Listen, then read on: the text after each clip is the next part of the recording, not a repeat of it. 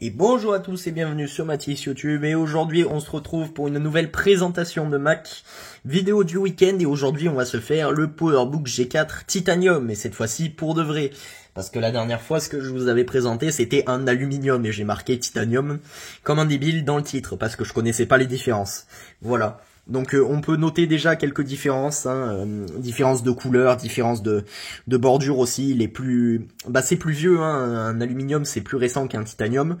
C'est à peu près les mêmes performances, même si mon aluminium faisait 1 GHz, celui-là fait 800 MHz. Donc voilà, on va se faire la présentation de ça.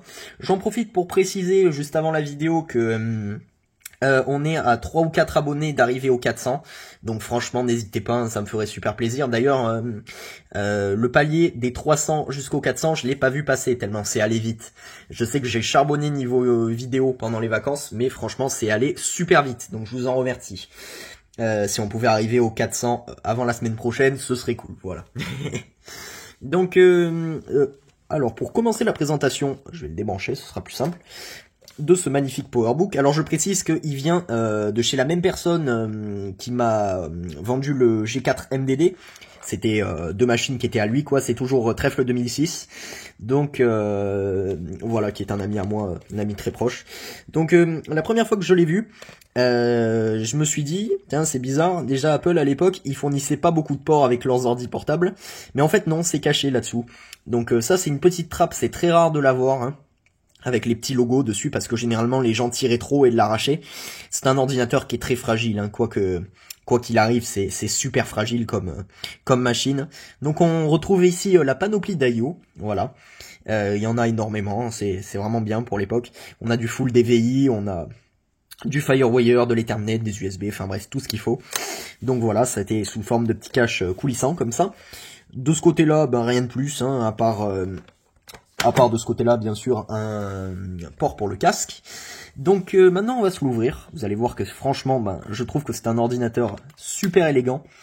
Donc au niveau des charnières, faut y aller doucement, encore aujourd'hui, parce que c'est des charnières très fragiles, de ce que j'ai pu lire. Voilà. Donc à quoi on reconnaît un PowerBook G4 Titanium, et comment on peut le comparer avec un aluminium. Alors c'est surtout au niveau du clavier, et au niveau de la couleur de ces bandes-là, là. De ça. C'est légèrement blanc, enfin gris très clair sur le titanium, et c'est tout couleur alu sur l'aluminium, voilà, comme son nom l'indique. Le clavier aussi, qui lui est couleur aluminium sur l'aluminium, je sais que je me répète beaucoup, et là il est noir, version légèrement translucide, voilà. Donc avec un magnifique écran, comme toujours, pas de webcam hein, encore. Je vais essayer d'attraper mon chargeur. D'ailleurs, j'ai même pas besoin, en fait, parce que je pourrais carrément le faire démarrer comme ça, parce que la batterie tient encore, donc c'est remarquable pour l'époque. Elle tient un peu aléatoirement, donc je vais quand même brancher mon chargeur. Hein. Il se trouve que le pourcentage affiché n'est pas vraiment le pourcentage restant dans la batterie. Ça va très très vite, donc je préfère brancher mon chargeur, voilà. Donc on a les deux haut-parleurs qui sont ici, un trackpad de taille acceptable hein, pour l'époque, franchement c'est bien, hein, avec le fameux mono-bouton qu'on a retrouvé sur iBook, PowerBook, je crois que c'est les deux, et sur l'iBook G3 aussi, enfin bref. Pardon. Donc voilà, on va pouvoir l'allumer. Alors celui-là est une version 800 MHz, c'est un milieu de gamme, je sais qu'il y en a eu qui était plus cadencé, je crois que ça va jusqu'à 900 MHz, un truc comme ça. On est sur une version d'OS X 10.4, avec 512 Mb de RAM. Ceux-là vont jusqu'à 2 Go dans mes souvenirs, c'est ce que j'avais regardé. Encore une fois, cette vidéo n'est pas faite pour être une présentation bien faite. Si vous voulez voir du travail qualitatif, je vous conseille la chaîne de Mac Retro Tech Vintage, qui a fait toutes les machines globalement que je vous ai présentées, chez Apple bien sûr. Et c'est quand même bien mieux fait que ce que je fais moi. Hein. Moi c'est vraiment à l'ancienne. Mais encore une fois, je fais pas de vidéos sur YouTube pour en faire mon métier. Je fais ça parce que j'aime faire ça. Et que j'aime faire découvrir globalement, sommairement, ce genre de machine. Voilà, c'est pour ça que j'adore faire ça. Bon, on n'est pas là pour parler de ma vie.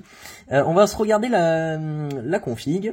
Je crois que j'ai tout dit, hein, de toute façon, voilà, un PowerPC G4 portable, bien sûr, à 800 MHz, qui est plus puissant que mon mon Power Mac G4 qui faisait 600 je crois, un truc comme ça.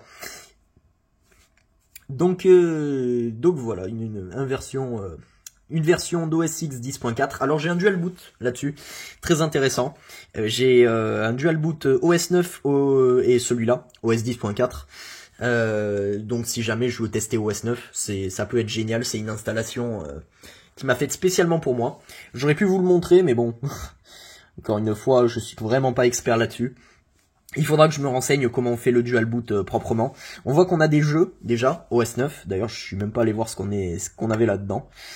Ouais, bon. Je sais que c'est pas très bien d'ouvrir les dossiers qui nous appartiennent pas. Donc je referai l'installation, hein, quoi qu'il arrive. Au moins, il restera plus de fichiers. Voilà. Donc le connecter à Internet, j'y ai pensé. Mais non, en fait, c'est une technologie AirPort là-dessus.